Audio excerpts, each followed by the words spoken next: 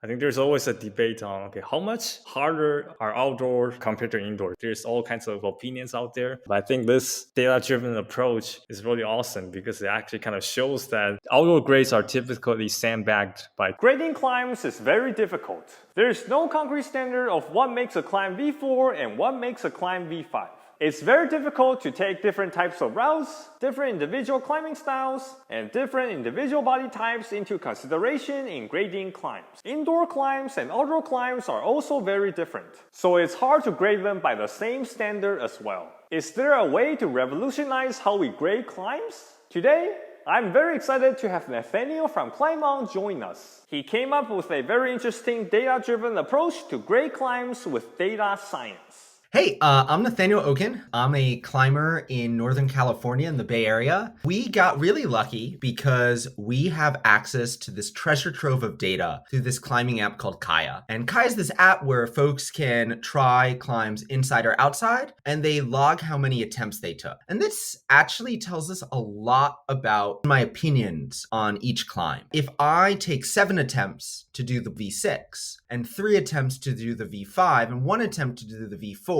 I'm indicating my preference or my opinion that the V6 is harder than the V5, which is harder than the V4. And so thousands of people are using this app, Kaya, and this allows us to look at climbs in just a totally novel way. What we looked at is, one, how accurate are the grades that setters set? And lastly, we benchmark indoor climbs with outdoor climbs. The nearest outdoor place where folks are climbing a lot at both my gym and outdoors is Bishop. And so we look at a bunch of climbs from Bishop and we say, hey, Serengeti, that's a V5. What is it at Dogpatch? How do you actually use the data-driven approach? We do what is called tournament ranking. And it's also used by Google in their very early prototypes of a search engine. Let's take a look at this example. So we say that we have 2 different climbers. One climber said that climb 3 was harder than climb 2, and climb 2 was harder than climb 1. And then another climber just climbed climb 4 and climb 2, and they thought that climb 4 was harder than climb 2. And so what we do is we go through rounds of this tournament, and each round, a boulder problem earns points for being harder than another boulder problem. So in this example, climb 3 is harder than climb 2, and climb 3 is harder than climb 1. And so it's going to earn 2 points, 1 point from each of these climbs. Then if we look at the next stage, so now when climb 3 earns points, it earns more points from climb 2 because it is defeated in this tournament. And so it's going to earn 2 points from climb 2 and 1 point from climb 1. And we see that climb 4, which in this round is of equal difficulty to climb 2, it's going to earn more points than last round because we've now realized that climb 2 is harder. And so if we look at the last round of this tournament, when things resolve, we see that climb 3 has established itself as by far the hardest. And climb 4, which the data shows is harder than climb 2, has finally established itself as the second hardest problem. And so for every single climber, we look at all the climbs that they've climbed. We look at all the attempts that they've taken. For Dogpatch at least, which is the largest data set, about 700 climbers, about 350 climbs, and that turns out to be something like a bit more than 10,000 data points. And so we create this enormous tournament. We run this sort of tournament for about 100 rounds.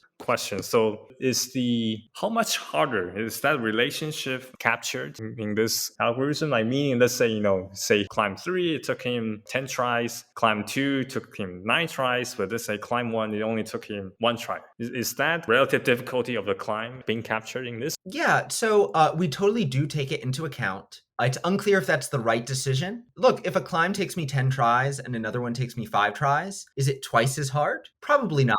And so what we do to try to account for that is we use a log scale. And so if one climb takes me 10 tries and the other one takes me 5 tries, I have a formula that I tuned on the data. Instead of giving 1 vote, we give that harder climb 1.3 votes. Let's say, climb 3 is a V7, climb 2 is a V6, climb 1 is a V5, but climb 4 could totally be a V10. For this case, climb 4 would be ranked lower than climb 3. That means V10 would be ranked lower than a V7. So that doesn't seem to be right?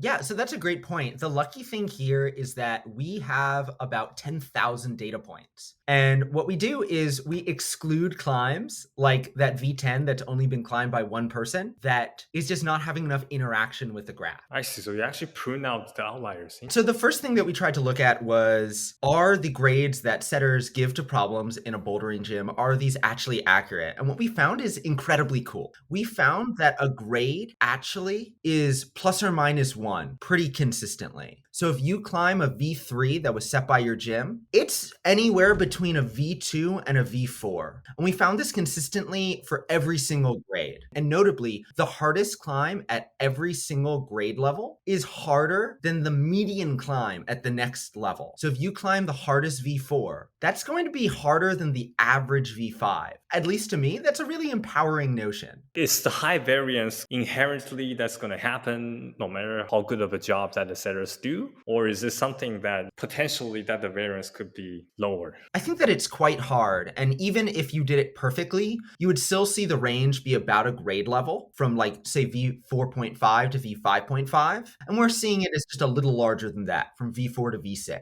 So they're doing like a good job, but not a perfect job. One really cool thing is that we can take a look at an indoor gym, and then we can take a look at an outdoor bouldering area, and we can see which climbers climbed at both and use those to rank both outdoor climbs and indoor climbs and sort of benchmark an indoor gym based on outdoor climbs. Also, caveat, there's not that much data here. I think we're looking at something like, 500 data points. And so take this all with a grain of salt. This is really just for fun. For Bishop, we see that grades have a really, really high variance. And that's partially because we don't have a lot of data. But it's also because outdoor climbing is just different than indoor climbing. If we take a look at this graph, like look at buttermilk stem. I don't know if anyone in the audience has done buttermilk stem, but it's kind of inscrutable, right? It's a bit of a tricky problem. And maybe when you get it dialed, it feels like V1, but I don't think it's the sort of problem that flashes like other outdoor V1s. The reason why this is rated so high is that there were two folks at Dogpatch who project V9, and it took them a lot of attempts. And so the tournament thus compares this V1 to all of the V8s that they flashed at Dogpatch and says, wow,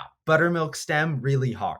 Something that's much more accurate is taking a look at Solarium, which is a V4. And we actually have a lot of data for Solarium. About 20 folks at Dogpatch have gone and climbed Solarium. And so this is one of the few regrades that we're actually confident about. We think that Solarium's something like a really hard V5 or an easy V6 at Dogpatch. This is super interesting because I think there's always a debate on, how much harder are outdoors compared to indoors? There's all kinds of opinions out there. But I think this data-driven approach is really awesome because it actually kind of shows that outdoor grades are typically sandbagged by 2 grades compared to indoor climbing.